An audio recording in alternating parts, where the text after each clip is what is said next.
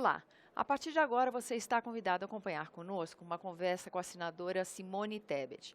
O nosso tema é uma análise do panorama político e o papel do Senado Federal. Esse, inclusive, foi tema também de uma parte que a senadora fez agora há pouco, antes de gravarmos, aqui no plenário da Casa, porque esse tema, uma análise dos últimos fatos que tem impactado o país todo, o cenário político, os desafios da área econômica e qual seria a melhor maneira do Senado se colocar nessa situação, tem sido tema de reflexão dentro da Casa diariamente, né, senadora? Sem dúvida, você tem toda a razão.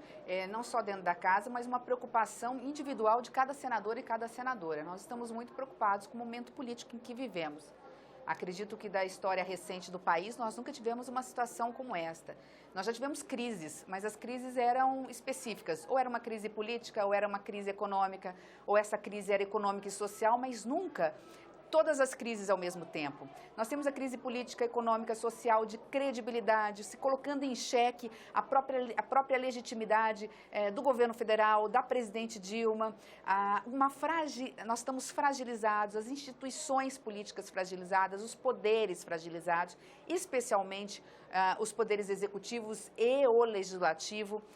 Nós sabemos aqui dentro do Senado que nós mesmos, senadores, estamos fragilizados, porque a rua pede urgência, ela clama por soluções dos seus problemas. E nós não estamos conseguindo, diante de um cenário tão devastador como esse, conseguir atender ou responder aos anseios da população. Isso me deixa, particularmente, eu que acabei de chegar no Senado, extremamente angustiada.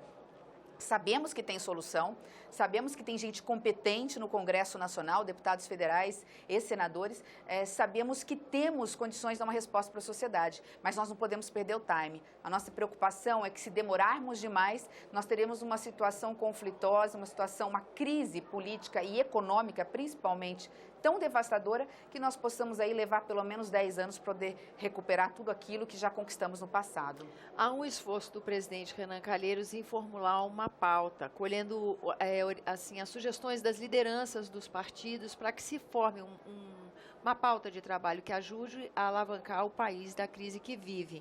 O que a senhora elenca como o necessário nessa pauta? E a senhora acredita que ela vá deslanchar nos próximos dias? Para isso é importante lembrar que já no ano passado o presidente Renan, e aí muito bem intencionado, criou a chamada Agenda Brasil. Vamos fazer o Brasil andar. Isso. E com isso nós votamos realmente até o final do ano projetos relevantes de interesse da população, principalmente um relacionado aos municípios e estados, que estabelece o seguinte: olha, se porventura se criar algum programa, alguma despesa para os estados e municípios, o governo federal vai ter que dar recursos para os estados e municípios conseguirem atender essa demanda, seja em relação a obras, serviços ligados à saúde, à educação, ao meio ambiente, à segurança pública, enfim. Essa Agenda Brasil, ela caminhou muito bem até o final do ano passado. O que, infelizmente, nós estamos percebendo é que essa Agenda Brasil hoje não é uma Agenda Brasil mais. É uma agenda hoje individual de alguns senadores que trazem, muitas vezes, interesses mais locais ou próprios ou não tão relevantes para a sociedade, para a Agenda Brasil. Então, a sensação que eu tenho é, muitas vezes, que nós estamos deixando de votar projetos importantes, atendendo aquele clamor da rua, e estamos, principalmente na área da segurança pública e da saúde. Isso que eu queria ouvir da senhora, que agenda a senhora acha que seria mais eficaz? Acho que todos os projetos que estão na Casa, relacionados à segurança pública, à saúde e à educação, têm que ter regime prioritário, ainda que sejam polêmicos, que a gente derrube no plenário, mas eles têm que ser votados. O que não podemos o que acabou de acontecer na Agenda Brasil, é votar com apenas 9 senadores presentes na Agenda Brasil, quase que foi terminativo, não ia passar nem no plenário se não fosse a iniciativa de um senador, legalizar, por exemplo, o jogo de azar. Uma matéria polêmica, que não é a solução para o Brasil, muito pelo contrário, tem muita divergência em relação a isso, onde não se teve audiência pública, não se ouviu, por exemplo, os jogadores anônimos, né, que tem o problema do vício, não se ouviu a sociedade civil organizada e apenas 9 senadores falando por 81 senadores. Então, acho que nós temos que urgentemente rever a agenda da Agenda Brasil e propor para os senadores, através dos líderes, que coloquemos como prioridade na pauta do Senado, além das questões econômicas que venham do governo, governo, que sejam para solucionar o problema da crise, da geração de emprego e tudo mais. Coloquemos como prioridade os projetos relacionados à educação, à saúde pública e à segurança pública. Senadora, até que ponto, na sua opinião, a gente está com um PIB equivalente ao de 25 anos atrás, 18% da população jovem econômica ativa desempregada, segundo sondagem da CNI, Confederação Nacional das Indústrias, 38% do parque industrial parado.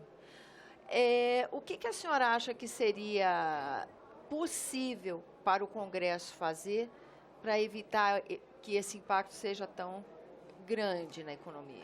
Eu, particularmente, tenho uma opinião. Eu acho, assim, que a crise que está aí, ela é grave e ela está instalada, mas uma parte dela é fruto da instabilidade política, é fruto da sociedade, desde o trabalhador até o empresário, inclusive o empresário e os investidores internacionais, não estarem entendendo a paralisia do país no que se refere ao governo e ao legislativo. Então, uma parte dessa crise, a meu ver, ela se soluciona quando nós nos posicionarmos aqui sobre o processo de impeachment.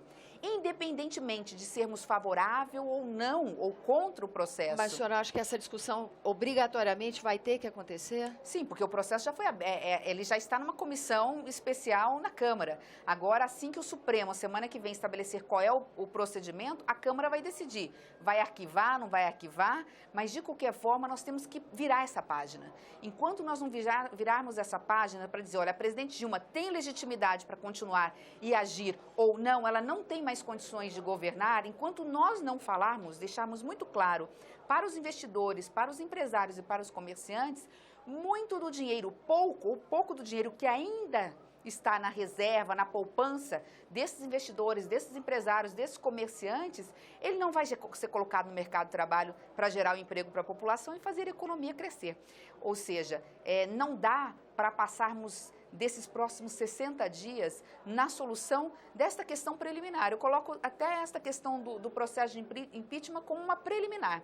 A partir daí, independente, volto a repetir, tenho o meu posicionamento pessoal, mas independente da decisão do Congresso Nacional, a partir do momento que nós virarmos essa página, nós conseguiremos sinalizar para o mercado internacional e também nacional de que a situação é essa e a partir daí as pessoas têm condições de fazer a sua agenda.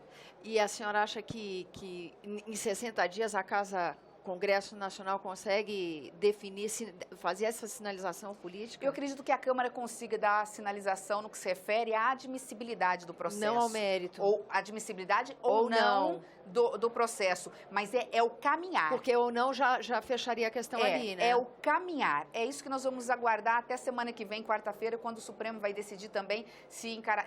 Lá decide, mas mesmo que lá eles aceitem o processo de impeachment, o Supremo tem o entendimento que teria que passar por uma maioria simples aqui no Senado, o juízo de admissibilidade também. Até essas questões mais jurídicas, elas precisam ser esclarecidas. E demoram um tempo, né? No caso de se fazer as regras, ou se delimitar as regras, pelo menos uma semana, que quarta-feira que vem o Supremo diz que dá uma resposta. Depois, aí dentro dos prazos previstos ali, eu acredito que uns 60 dias dentro da Câmara dos Deputados. Sem contar que nós não temos aí a questão do domingo, das manifestações das ruas, que isso também é um fator que acaba influenciando a decisão de uma casa política como é a Casa do Congresso Nacional. O Congresso vai estar sensível ao que for, a uma interpretação do que a rua vai dizer. Nós somos representantes da população brasileira. Eu represento o meu estado de Mato Grosso do Sul e vou fazer aquilo que a população hoje deseja. O meu estado, por exemplo, ele é pró-impeachment, né? As pessoas que me elegeram me cobram isso nas ruas e, portanto, eu já firmei compromisso com eles. Se, porventura, a Câmara se decidir no juízo de admissibilidade e vier para o Senado, eu não vou refutar a minha responsabilidade de atender aos anseios do meu estado. Tá certo, senadora. Agradeço a sua presença no nosso programa. Agradeço também a você que nos acompanha, lembrando que esse é o programa Argumento e que você é nosso convidado a fazer sugestões e críticas ao trabalho da TV Senado. E para isso é uma ligação gratuita, 0800 61 2211. Agora, se você quiser rever esse ou outro dos nossos programas, use o endereço eletrônico senado.leg.br/tv. Até a próxima.